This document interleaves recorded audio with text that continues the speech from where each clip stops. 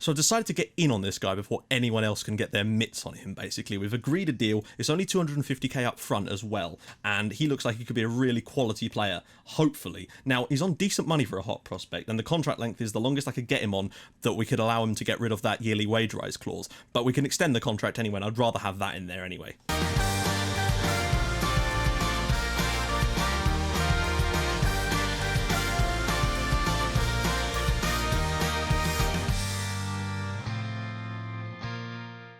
Hi guys, and welcome back to another episode of Building a Nation with FC Midtjylland. If you're still enjoying the series, do be sure to smash the like button, that'd be fantastic. If we can get 600, that'd be even better. Now, we've had quite a few games this month, but there's been more important things to talk about, and we'll get to that in a sec, but first, let's have some games. Poulsen's free kick, whipped in, Cadlet's at the back post, not quite, Poulsen comes back to him, can he get the shot away? Dinks it through for Sisto, and it's in, and it is 1-0 to Midtjylland. That's the goal we needed. It keeps us ploughing on at the top of the league, and that's where we need to be. Look, back post and Ramon straight in there from the corner. That's disappointing because we've just had Sakibo go off injured, and damn. Well, there we go, 1-1. Sisto should have won it at the death, but hit straight at the keeper. Shame. Find a good cross, he does. Cadlet's is in, and that is 1-0 Midtjylland in the cup. We do kind of need to get through here because we're expected to win it this year, so we do have to take it a little bit seriously. We find another one of his trademark balls. Oh, it's gone in anyway. It's going to be an own goal, but Munksgaard get the assist on that as well. He's such a good player in that position. My God, 2-0. Well, there we go. We're through to the next round. Hopefully we can get a slightly easier draw there. It's only the quarterfinals. Munksgaard just has to deliver across. Now he does. Pusic is in there, and of course, it's the usual duo of Pusic coming in and scoring a goal, and Munksgaard providing the assist. Kirk will look out wide, and you know who's there. Ball in. Pusic is across, and it's the same two again. Munksgaard, seriously, this guy's an assist machine. That's his 9th assist of the season. He's our top assisting player, and he's only played 8 times. So, he's got the ball through. He's gone around the keeper, and it's an easy goal for Esbjerg. We better not throw this away, but it is the kids, so we can't really blame them if they do. Well, there we go. We've managed to win it in the end with 10 men. Great performance again from Munksgaard and Pusic. Fantastic stuff. Gets it this time. Got support running. Oh, dear. Oh, dear. Well, that's a goal for City, isn't it? Aguero's through, and Aguero scored. Terrible play from us there. Simple pass, misplaced. City 1, Midtjylland 0. Only took half an hour today, though. There we go. Only 1-0 to City. Once again, this tactic is proving pretty damn miserly. That's only 2 goals conceded in 3 games against City and PSG. AGF ball across, Bjarnason's in, and it is 1-0 to AGF. They had some good results against us last year, but we've been better against them this year. But today, our players are just too knackered from the previous game. And there we go, 1-0 AGF. I'm a little bit disappointed to lose to a team who've only hit the target once, but they did, and that's the main thing for them, I suppose. Across, Pusic is in there, and this time we do take the lead. We've been much better in the second half. Martin Pusic's 7th goal of the season, and a nice assist from Babajide David. Oh, go for it, Mobile! It's 2-0. I don't know if a Munksgaard will get an assist for that, but it is 2-0 to Midtjylland now. And the kids and the rotated side, we've got Mados playing at left back today, and it's still working for us. And scores from the spot. Bit annoying. Nikolai Kirk decided to give away a penalty for some reason, but there you go, 2-1. We should still win though. There we go, 2-1 Midtjylland. The kids have done it again, and we're fresh for PSV. So we're back, and as you can see, we are currently sitting 9 points clear at the top of the league with 2 games in hand over Odense, and that's a pretty solid lead, frankly. We've dropped a few points lately this month, but we've been resting players ahead of Champions League and also ahead of Cup games because it just felt that was needed to do, basically. And I think we've done okay. You know, 1-0 defeat in the Champions League again. It so easily could have been a 0-0 draw. Again, we look really solid with that tactic. We don't look like scoring very much, but we get our odd little chances. But I think it's definitely solid at the back anyway, and that's what we might try and do today. Now, I saw some people saying, you know, how they really like the fact that Copenhagen aren't doing that well. I really, really don't. Now, on any other save, I would love the fact that we can walk the league so easily. However, on this save, it is important that we can't, because if we're starting to walk the league that easily, it means that the teams below us are too weak. Now, we're not yet at a stage where I can start throwing players at them, which I will hopefully do, and begin using the player exchange function to do that, where we'll just, like, buy a crappy youth player off them, like a really crappy one, like the lowest one we can find, and then we'll exchange them for some good players, and hopefully that will work. We'll give it a go. I'm not going to try it out just yet until we've got some players we want to actually give them, but that's what I'm certainly going to do to try and achieve such a thing, basically. So it is very important that those sort of sides do well, particularly on a European basis, and Copenhagen are one of the strongest sides, if not the strongest side other than us in this division, and if they don't qualify for Europe, it means next year we'll have a third team below us in Europe that are just doing absolutely crap, because it turned out Randers were in Europe, but they got knocked out in the second qualifying round. So yeah, not good. But that brings me on to my next point, and that is, you'll notice here we are 21st in the coefficient rankings. That was where we moved up from 22nd to 21st. However, I've done some digging and a little bit of looking around in this coefficients. As things stand at the moment, next year's one, we will move up to 16th in the rankings. Now, to get that Champions League spot moved up and an extra Champions League spot, we have to get 15th. So we could potentially achieve that this season, provided the likes of, well, we knocked out Croatian side, which doesn't half help a lot.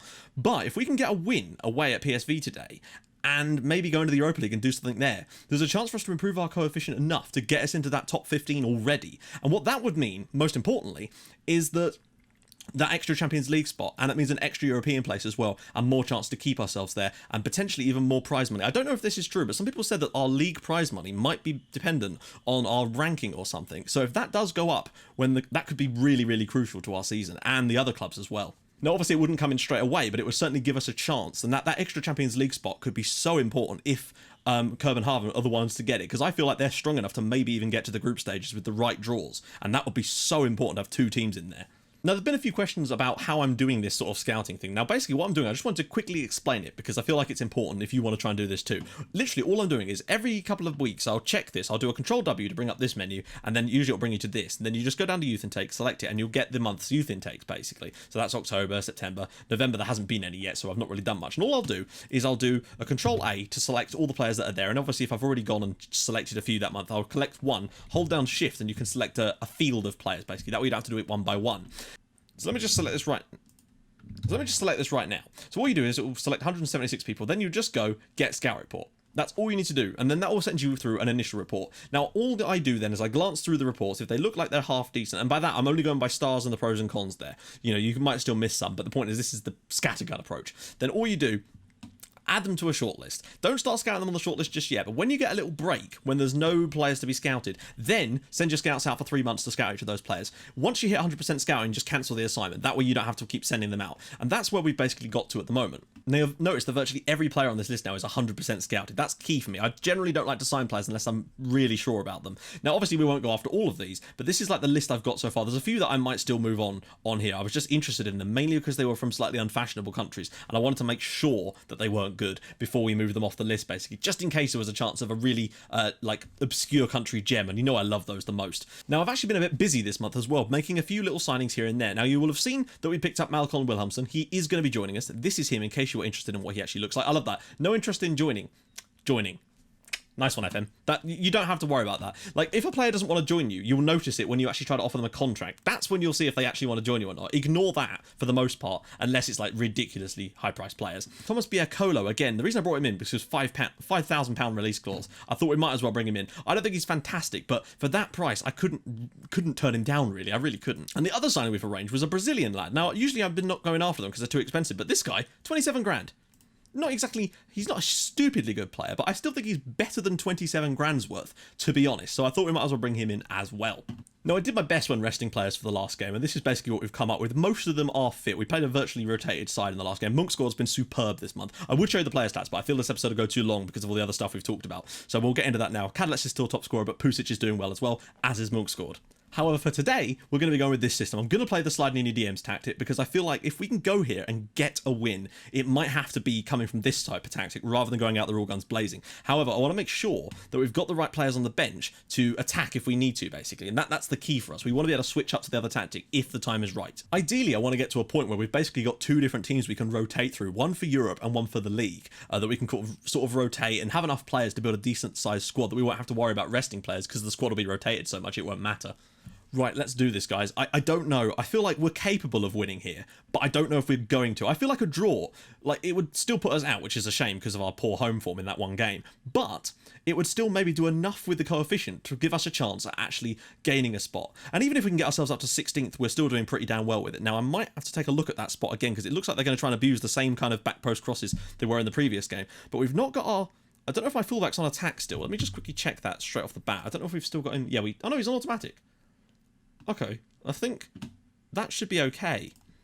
I think maybe it was just that one particular move, because that's clearly where they are going to try and get in behind us, and we want to make sure that they can't do that. We've been very strong against PSG, and both games against City, only conceding 2 goals in 3 matches against big sides, really. But obviously PSV know that they don't have to win this game. A draw is enough to see them through. So if it starts to look like we could potentially get something in this second half, we'll switch to the other tactic and try and take them on a little bit, if they're prepared to let us, because I don't see it. A draw doesn't do anything for us, really, apart from maybe aid the coefficient a tiny bit. But the win could be massive for us, because it would get us prize money, and we go against we get to go into the Europa League next season. But I'm just not sure at this point. I feel like it's going to be... It's like a game of chess, this one. It's a question of whether we do the right things at the right time. Narsing, watch out here. De Jong, got to track that guy in the middle. Narsing. I do worry about these fucking back post crosses, I swear to God. I mean, we've not had a shot so far, to be fair. We're going to have to come at them. If you're wondering why I sometimes cut myself off right before a 3D highlight, it's because for some reason my editing software goes all the way in and out of sync if I try to talk over the loading screen. Don't know why, but that's just how it is. We're 1-0 down. We've got a huge game on our hands now. Right, this is going to be... We've got to switch it up, because this just isn't working. I thought it might today. We've actually played worse than we have against the likes of PSV in that. I don't think there's a way that this can work that well at the moment. Unless... No, there just isn't. I think we might actually have to get someone off, but I'm tempted to get... But no, who's better? I mean, they're basically the same. I'm going to get Sing off, I think. Although those long range... No, we need to make sure that we're getting decent shots, I think. So we're going to get Sing off for Christopher Olsen... No, Sobby. We're going to get Sobby in there because he's got that extra pace. This is going to be an incredibly tough rest of game, but I feel like if we don't go for it now, we've got no hope. We hadn't even had a shot up to this point. So it's important that we do try and offer something in this game. Sisto's corner. Can we get a goal back before... Can I just throw... What a save that was from the keeper. We're having a few more chances now. We have been a little unlucky with some chances, but we've still not been good enough. I think we've shown enough towards the end of this first half to make me think we can, though. However, I'm a little bit worried about Kian Hansen on that 6.1, and I'm actually tempted to make a substitution now, although I don't think we've got any... Oh, we do. We've got Rasmus Nissen. Who is Rasmus Nissen? Problem is, Sakibo's out injured, and Sparv... Oh, actually, Sparv is still on the pitch. Sparv could play in there, and then get Hansen off for... Right, let me think about this. Hansen off for Olsen, and then swap Olsen and Poulsen over. I think that's what we're going to do here. Let's do this and see what we can come up with in the second half. But I felt like keeping him on when he's on a 6.1 is just... I don't know, he's just liable to make more mistakes today, and we can't afford that right now. I know Sparv is not the best centre-back, but I feel like at least he's not on a 6.1, to be honest, at this point. I don't know, I feel like we might have it in us to score an equaliser, but I don't know if we'll have it in us to go and get a winner here, or even do that. I don't know. Isimat, they're really strong down the... Oh, for fuck's sake. Well, there you go. 2 back post crosses, 2 goals. PSV are just so good at that, and we've not been able to stop them today. Nothing we've done has made... well, there you go. I mean, that's how it is. Narsing's ball, back post cross. So that's like 5 goals we've conceded against PSV from that exact motion over 2 legs. And I just don't know. Seem powerless to stop it, unfortunately. And I just don't think we were going to ever be able to stop it, it seems. I mean, we used to abuse the crap out of those with Wimbledon, so I know how effective they can be. Roma's going to get sent... Oh, for God's sake. It just is not happening for us today, is it, unfortunately? It looks like we are heading out with 1 point. It's a shame. I actually was quite confident coming into this. We might have a chance, but now we're down to 10 men. No hope in hell. I'm just going to switch to a back 3, but with wing-backs and 1 centre-back at this point, because we can't really do much else here, because we've got nothing on the bench that can really change things up a lot. Although I am going to probably get Munksgaard on for Vanguard, just because he's a slightly better player in that position. In fact, he's been superb this month. But what can you do? Munksgaard, he's out wide, but it's too late for anything to change now. Those 2 back post crosses... Royer, can he slip it through for Sobby? He's on, he's in, he's missed. Royer, he's on, he's in, he's missed. The chances there, we've created a few opportunities, we've done okay. Sobby again over the crossbar. We've had a few little opportunities, little sniffs here and there, but down to 10 men and 2-0 down. The fact is, we'll probably lose this 3-0 because they're almost certainly going to get another back post cross, aren't they? That and the fact we've got this huge gap in the defence. But, oh, look at this space now. Narsing, he's through, he's saved brilliantly, and he's missed the rebound, which is a bit poor. But we're probably going to concede more goals unless we tighten this up a little bit more. The problem we've got is that maybe put a half-back here, but off to the side, and then put Sparv over this side. It's the only thing I can think of without putting him as a centre-back. Let's just go for it at this point. I'm not sure. I think once we're down to 10 men, we're basically screwed. If we had any hope of getting back into it, it was gone at that point. It's weird how we've really struggled against the one team in the group that we thought we were actually going to do half decent against, and put in relatively solid performances against the two incredibly giant sides. Hopefully we'll have a bit better luck next year, but it's still disappointing. I think that 4-1 defeat really did just cost us early on. Here we go, Sobby. Can he... Oh dear, okay, Sisto. Back for Poulsen. Sitting in that halfback role. Novak, space overlapping here. Roy, go on, good ball in. Ball across. Cadlet's off the crossbar, and of course it is. Oh dear, we are just not hitting our marks here, are we? It's ball ricocheting around all over the place. Cadlet's, Munksgaard, he's through. Can he find a cross? No. Considering we're down to 10 men, we're not even playing that badly. And you might say, well, why didn't you shut up shop and go to just sort out the defence a little bit once you went down to 10 men? Because what's the point? We're already 2-0 down. We have to win this game. Sobby's through, and he's hit the post as well. Oh, dearie me. The thing is, we've probably had enough chances to actually not be that bad in this game. That's the most depressing thing about it. We've actually done okay in certain situations. It's just, unfortunately, our finishing has let us down. Watch this. Oh, wow. Was that a block? No, that was just a terrible shot. Awesome to whip one in, but it's not going to matter. There we go. It's PSV 2, Midtjylland 0. We weren't good enough on the night. We've not been good enough in the group in general, and we can fault the boys. They were just not very good at all. So in the next video, we're going to do the final game of the first half of the season. So we've got Brøndby, we've got PSG, which won't matter, unless we do something amazing and get some points. Maybe be good for prize money coefficient, I guess. We've got Odense and we've got Nordsjælland in that as well. And we'll come back with a game against Aalborg. So that's going to be the finishing off the first half of the season, so to speak. Then we'll have the winter break and all kinds of other goodies to come. So if you have enjoyed this, despite the relatively poor result and not scoring a great deal of goals in the Champions League this year, but that's just how it is. We need to get a better group, and we're going to have to do that by improving our coefficient. So I will see you guys in the next episode for the final game of the winter season, I suppose. See you guys soon. Thank you so much for watching. Bye bye.